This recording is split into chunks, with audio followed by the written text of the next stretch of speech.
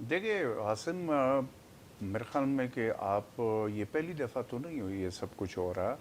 آپ جتنے بھی یہ کافی عرصے سے فیصلے اٹھا کر دیکھ لیں. جب یہ خیبر پختونخوا کی حکومت توڑ دی گئی اور اس کے بعد پنجاب اسمبلی توڑ دی گئی، تو اس وقت بھی تو الیکشن کوئی ٹائم پہ تو نہیں ہوا جو 90 ڈیز کا ٹائم تھا. چیف جسٹس نے اور سپریم کورٹ نے فیصلہ بھی دیا تھا، اس پہ بھی عمل درآمد نہیں ہوا تھا. تو یہ کوئی پہلی دفعہ ہو نہیں رہا، پہلے بھی ایسا ہو چکا ہے. اب مسئلہ یہ ہے کہ جہاں پہ یہ سارے مسئلے اتنے زیادہ پیچیدہ ہو گئے ہیں اور آئے روز، یعنی کہ اگر آپ یہ دیکھ لیں کہ ججز کے حوالے سے جو ہماری میڈیا پہ یا جو چیزیں جو اوپنلی ڈسکس ہو رہی ہے، اور پھر جو صورتحال بنی ہوئی ہے جس میں ایک تقسیم کا ایک وہ دیا جا رہا ہے، واضح اشارہ نظر آ رہا ہے. واضح اشارہ آپ کے سامنے ہے. تو اس صورتحال میں عوام اور پاکستانی قوم سب ایک ایسے تذبذب کے شکار ہے کہ یہ سمجھ آپ کوئی پریڈکشن یا کوئی تجزیہ یا کوئی چیز آپ نہیں کہہ سکتے کہ آج جو کچھ ہو رہا ہے کل کیا ہوگا. حالانکہ پہلے آپ کو یہ سمجھ آ رہی ہوتی تھی، چیزوں میں اتنی سٹیبلٹی ضرور ہوتی تھی، لیکن آج ہم جس موڑ پہ کڑے ہیں وہاں پہ کوئی سمجھ نہیں آ رہا کہ کل یا کل کے بعد آنے والے کل میں کیا ہوگا. سو اس حوالے سے صورتحال آپ کے سامنے ہے اور میرے بھی سامنے ہے.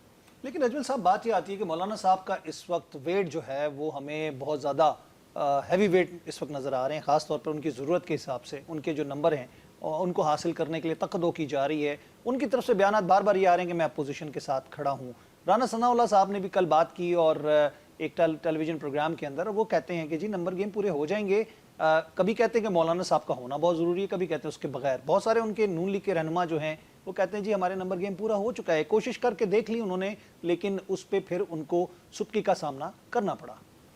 دیکھیں، جب یہ ترمیم کا جو مسئلہ جس طرح ہوا تھا اور جو ہمارے سامنے ساری چیزیں آ چکی ہے، اس میں تو پہلی بات یہ کہ حکومت کی جو رسپانسبلٹی اور حکومت کے ساتھ جو ان کے کولیشن پارٹنر ہے پیپلز پارٹی اور مسلم لیگ نون کا، اس پہ جو ہوم ورک تھا اس اتنے اہم آئینی امینڈمنٹ کے حوالے سے، وہ آپ کو کہیں پہ نظر نہیں آیا.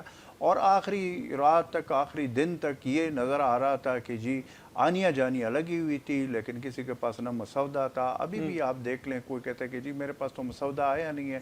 اگر حکومت کے اندر اراکین جو تھے ان کو بھی کوئی سمجھ نہیں آ رہی تھی. تو اس پہ میرے خیال میں کہ جو ہوم ورک ہونا چاہیے تھا، اگر ایسی آئینی ترمیم اور اس لیول پہ آ رہی ہے تو اس کے لیے پہلے ہوم ورک ہونا چاہیے تھا. اور یہ کوئی آصف، یہ کوئی حکومت کے لیے نئی بات نہیں تھی.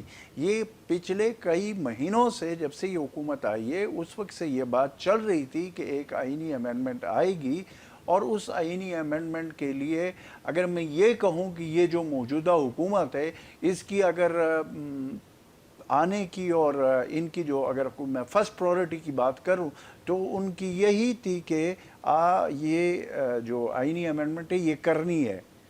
تو اب آئینی امینڈمنٹ کے حوالے سے انہوں نے ہوم ورک کیا نہیں تھا، اور اس میں یہ ہوا کہ مولانا فضل الرحمان صاحب کے حوالے سے جو باتیں انہوں نے خود کی ہے کہ مجھے تو آخری رات، یعنی کل الیکشن ہو رہا ہے اور آخری رات 2 بجے مجھے ایک بلیک لفافے میں یا اس میں ایک تیلے میں ایک وہ ملتا ہے اور وہ پھر میں پڑھتا ہوں اور اس میں یہ. لیکن